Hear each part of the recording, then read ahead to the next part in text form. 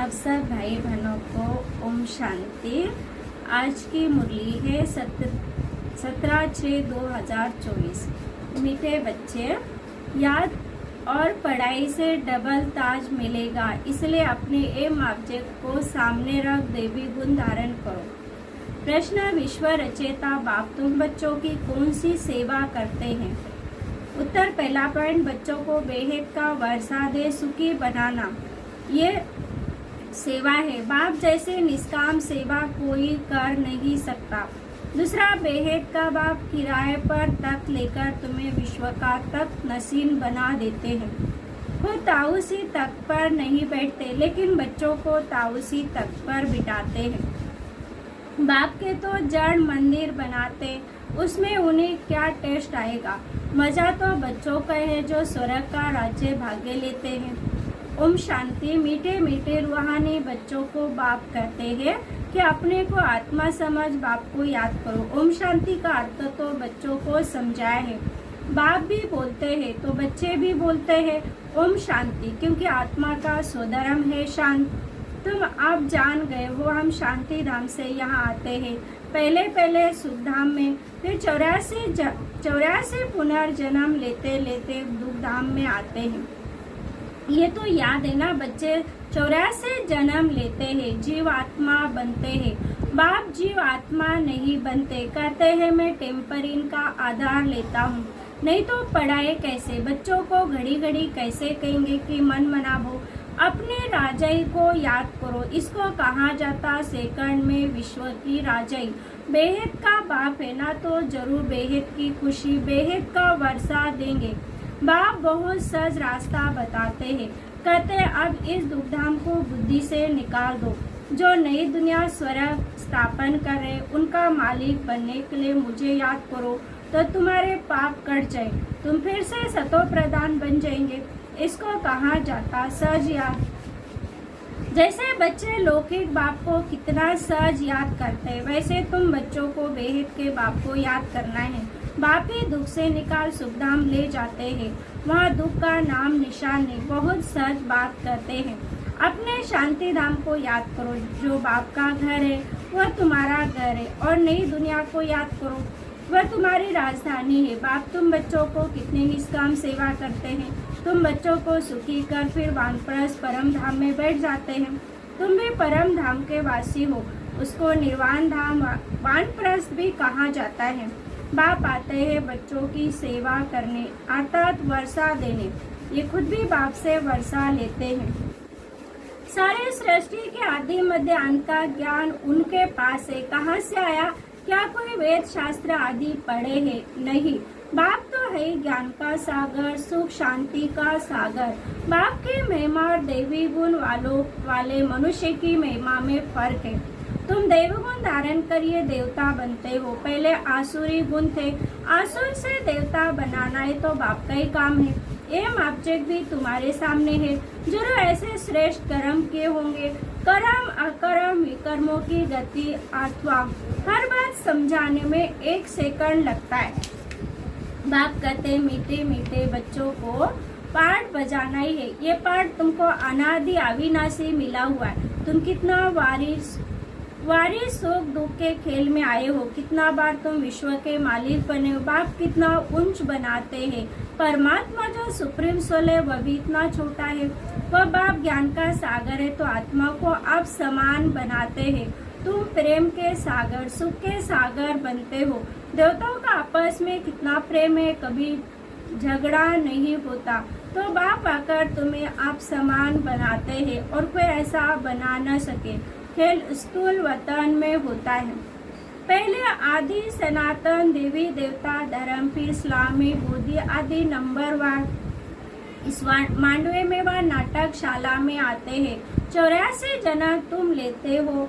गायन भी आत्माएं परमात्मा अलग रहे भू का सुंदर मेला सदगुरु मिला दलाल। बाप कहते हैं मीठे मीठे बच्चे, पहले पहले विश्व में पाठ बजाने तुम आए हो। मैं तो थोड़े समय के लिए इसमें प्रवेश करता हूँ। ये तो पुरानी जुत्ती है। पुरुषों के एक स्त्री मर जाती है तो कहते हैं पुरानी जुत्ती गई, और फिर नहीं लेते हैं। ये भी पुराना तन है ना। 84 जन्मों का चक्र लगाया है तथा तम तो मैं आकर इस रथ का आधार लेता हूँ। पावन दुनिया में तो कभी मैं आता नहीं हूँ। तुम पति तो मुझे बुलाते हो कि आकर पावन बना, अक्रिन तुम्हारी याद फलीभूत होगी ना। जब पुरानी दुनिया खत्म होने का समय होता तब मैं आता हूँ। ब्रह्मा द्वारा स्थापना, ब्रह्मा द्वारा अर्थात ब्राह्मणों द्वारा, पहले चोटी ब्राह्मण, फिर क्षत्रिय, वैश्य, शूद्र, तो बाजोली खेलते हो। अब देही अभिमान छोड़ देही अभिमानी बनना है।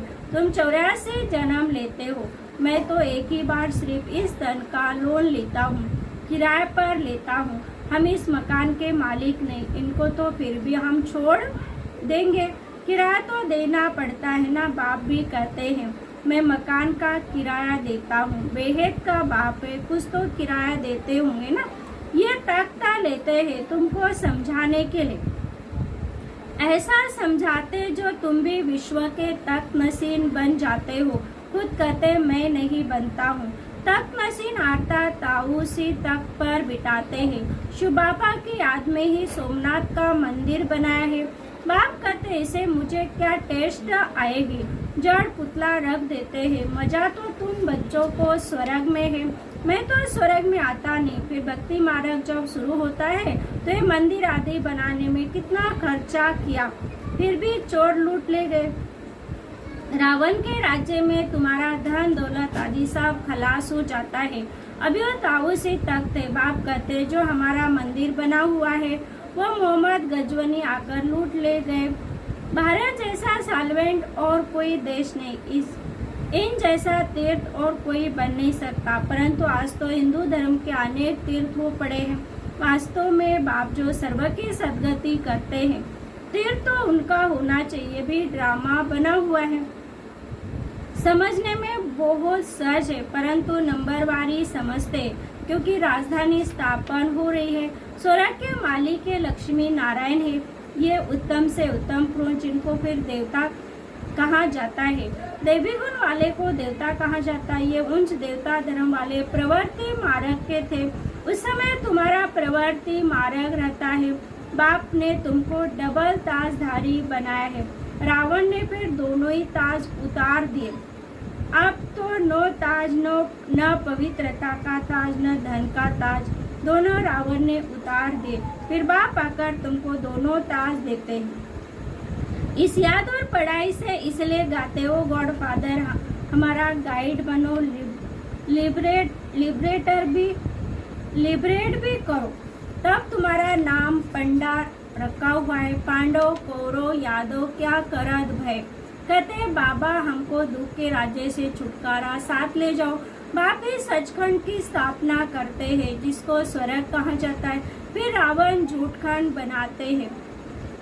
वह कहते श्री कृष्ण भगवान बाप कहते शिव भगवान भारतवासी ने नाम बदल लिया तो सारी दुनिया ने बदल लिया। श्री कृष्ण तो देहधारी है, विदेही तो एक शिव बाबा है। अभी बाप द्वारा तुम बच्चों को माइट मिलती है। सारे विश्व के तुम मालिक बनते हो। सारा आसमान धरती तुमको मिल जाती है। कोई की ताकत नहीं जो तुमसे छीन सके होना कल्प। उनकी तो जब वृद्धि होकर करोड़ों के अंदाज में हो तब लश्कर ले आकर तुमको जीतते। बाप बच्चों को कितना सुख देते, उनका गायनी दुख करता सुख करता। इस समय बाप तुमको कर्म अकर्म विकर्मों की गति बैठ समझाते हैं। रावण राज्य में कर्म विकर्म बन जाते हैं, सती में कर्म अकर्म हो जाता है। अभी तुमको एक सदगुरु मिला है जिसको पतियों का पति कहते हैं, क्योंकि वह पति लोग भी सब उसको याद करते हैं। तो बाप समझाते हैं कितना वंडरफुल ड्रामा है। इतनी छोटी सी आत्मा में अविनाशी पाठ भरा हुआ है जो कभी मिटने वाला नहीं है। इनको अनादि अविनाशी ड्रामा कहा जाता है। गॉड इज वन, रचना अथवा सीढ़ी और चक्र सब एक ही है। न कोई रचता को न रचना को जानते हैं। ऋषि मुनि भी कह देते हम नहीं जानते। अभी तुम संगम पर बैठे, तुम्हारी माया के साथ युद्ध है, वो छोड़ती नहीं। बच्चे कहते बाबा माया का थप्पड़ लग गया। बाप कहते बच्चे की कमाई चट कर दी। तुम्हें भगवान पढ़ाते तो अच्छी रीति पढ़ना चाहिए, ऐसी पढ़ाई तो फिर 5000 वर्ष के बाद मिलेगी। अच्छा मीठे मीठे सिकलीदी बच्चों प्रति माता पिता बाप दादा का याद प्यार और गुड मॉर्निंग। रूहानी बाप की रूहानी बच्चों को नमस्ते। हम रूहानी बच्चों की रूहानी माता पिता बाप दादा को याद प्यार गुड मॉर्निंग और नमस्ते नमस्ते नमस्ते।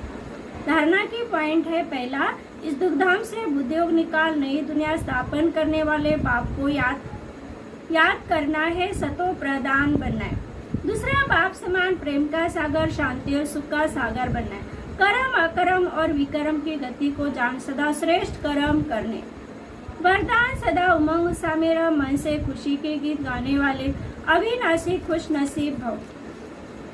आप खुश नसीब बच्चे अविनाशी विधि से अविनाशी सिद्धियां प्राप्त करते हो। आपके मन से सदा बाबा की खुशी के गीत बजते रहते हैं। वाह बाबा, वाह तकदीर, वाह मीठा परिवार, वाह श्रेष्ठ संगम का सुहाना समय। हर कर्म वाह वाह है, इसलिए आप अविनाशी खुश नसीब हो। आपके मन में कभी वाई आई क्यों मैं नहीं आ सकता, वाई के बजाय वाह वाह और आई के बजाय बाबा बाबा शब्द ही आता है। स्लोगन जो संकल्प करते हैं उससे अविनाशी गवर्नमेंट की स्टैम्प लगा दो तो अटल रहेंगे। ओम शांति।